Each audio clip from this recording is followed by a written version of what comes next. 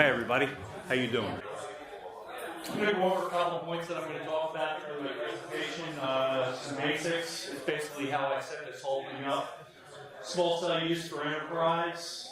Some disadvantages, advantages, implementation, capacity examples, and the summary.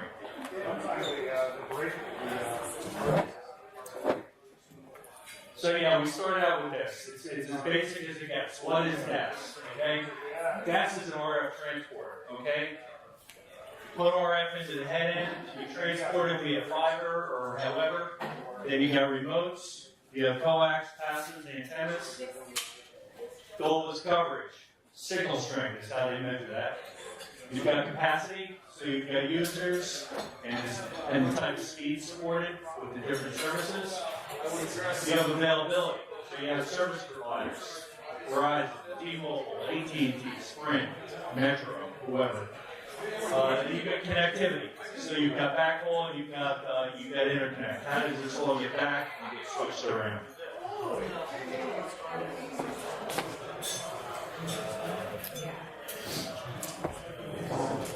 As I said before, I set it up with RF. So you've got let's go with the RF layer at the head end. Okay, you got your head end for your DAS. You got fiber, again, that's a pass-through. Whatever you put into the head end is going to go through the remote and then out to the antennas. So if you look at the RF layer, you've got your cell site, some of the older systems. You've got off-air repeaters. You deliver it from the roof, you bring it in. 0 to 33 dBm, let's say, comes out of there. It goes into your point of interface in your DAS. Depending on your DAS and the POI and the levels they support, you can support a regular old GSM base station if those are still around. You can support a radio node like ALU MCO, a radio node like ALU MRO at these different power levels. You have the newer stuff, the DRFM, Nokia, 16 dBm. You have your femto, the variety of femtos that are out there, 24 to 27 or so is what they're running at. And you've got other devices like Spider Cloud, which we've done an interoperability study with them up in Mass with Verizon. Again, you see the power levels on here, various levels. You've got your input to your DAS. And that really determines what you're able to send through. You can do high power, low power, depending on the cards that are available. And again, whatever you put into your head end is a pass-through out to your remotes and your antennas. So you can support Spider Cloud, eFemto, radio nodes, big base station, or over the air through that same head end.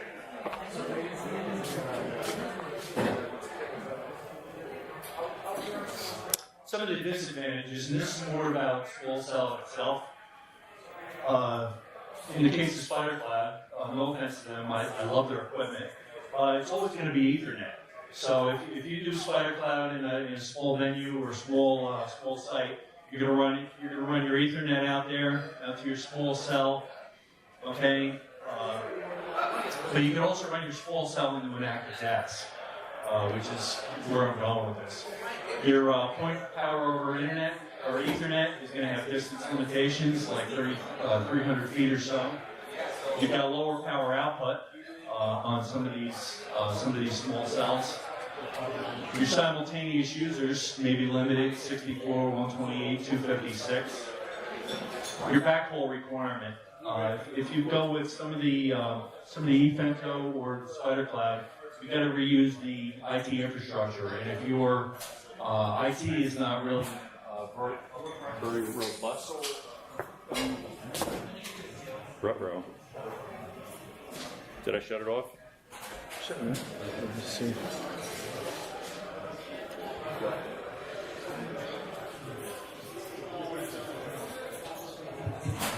Go. Operating difficulties, please stand by. Did it again. What's the battery's gone? Yeah, that's what I'm thinking of. Talk loud real quick? No, Battery that's fine. No, I'll just fill it. Backhaul requirement, if you don't have a robust IT network, what's going to happen is your throughput on your emails are going to go down. A lot of your employees are going to complain about how slow their system is operating. You're also limited by service providers based on whatever eFento or SpiderCloud or whatever. Some like AT&T or Verizon, they might be good candidates. T-Mobile might not be supported, or Sprint might not be supported. Things like that. Your interoperability with the outside system may also be limited.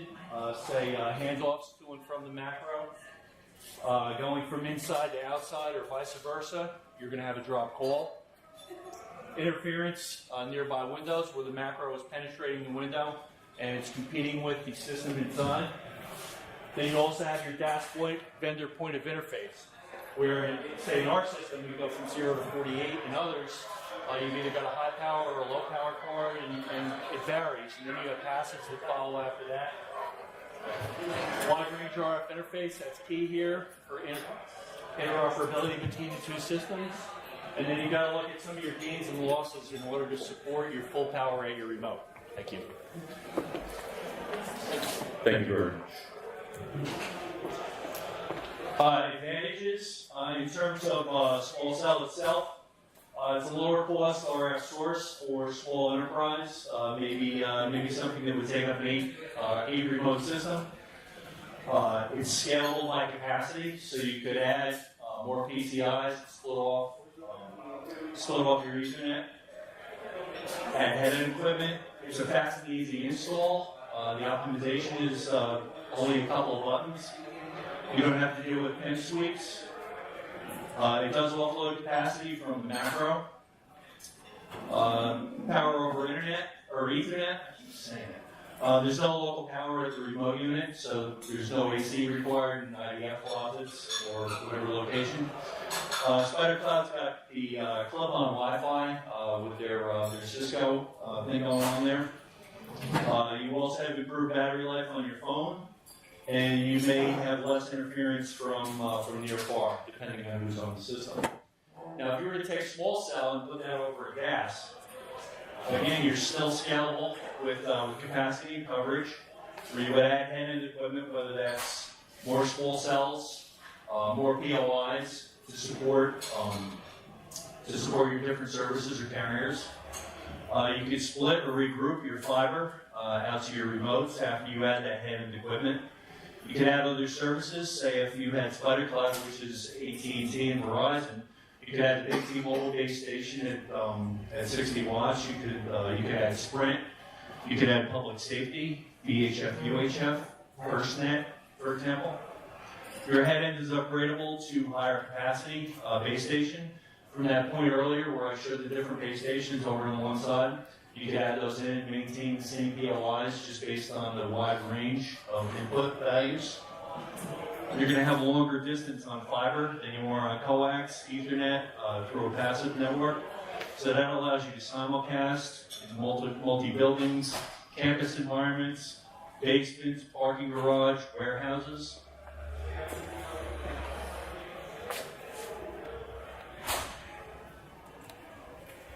And in terms of implementation, once you get by your head end, wherever that is, and you add in your various services and RF, then you've got your remotes out here. And the remotes, would just run like a regular DAS. I mean, you run that into a splitter, into directional couplers, the antennas at drop points on different floors.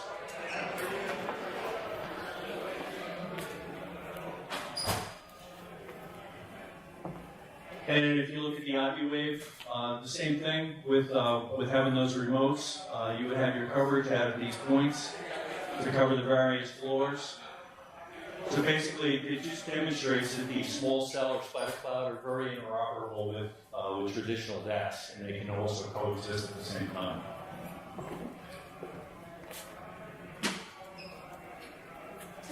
So if you look at some capacity examples, if you were to start out with an eFento or SpiderCloud at your head end, and you were to feed, say one building over here, you run your RF into the head end here, and then you've got your optical cards. You run your optical out to your remotes.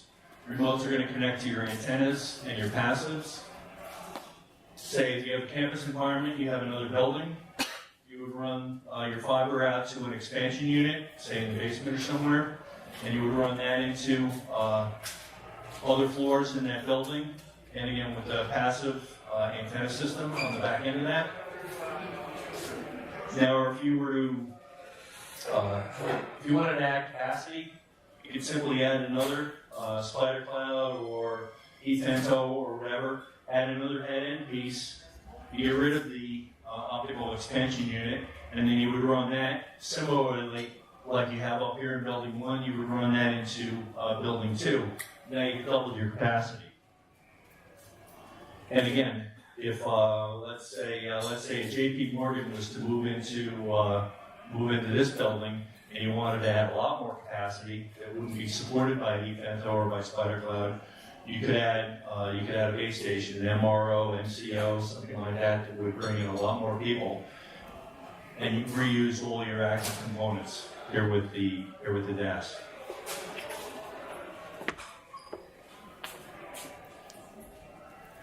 I think I'm doing too good on time here. So to kind of wrap up on this, the fiberglass is scalable for enterprise capacity and coverage. It's future-proof. RF is a pass-through. Basically, whatever you put into the head end is transported out to remotes. RF is service agnostic. LTE, if you want to think about back in the AMP days.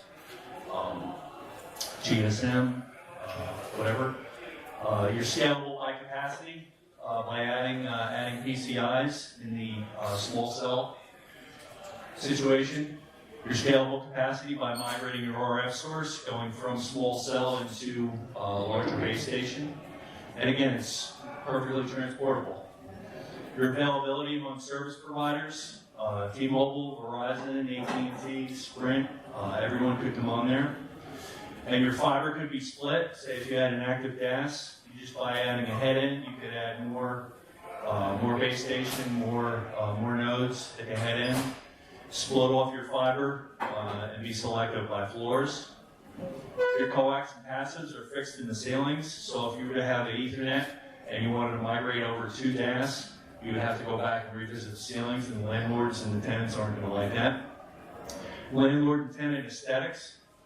You take looking at something like this on the floor versus looking at this, the landlord's going to like that. In fact, some people are still complaining about having antennas exposed on the ceiling.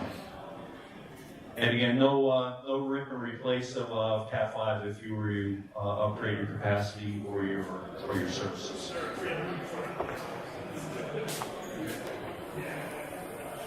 And that's pretty much what I have.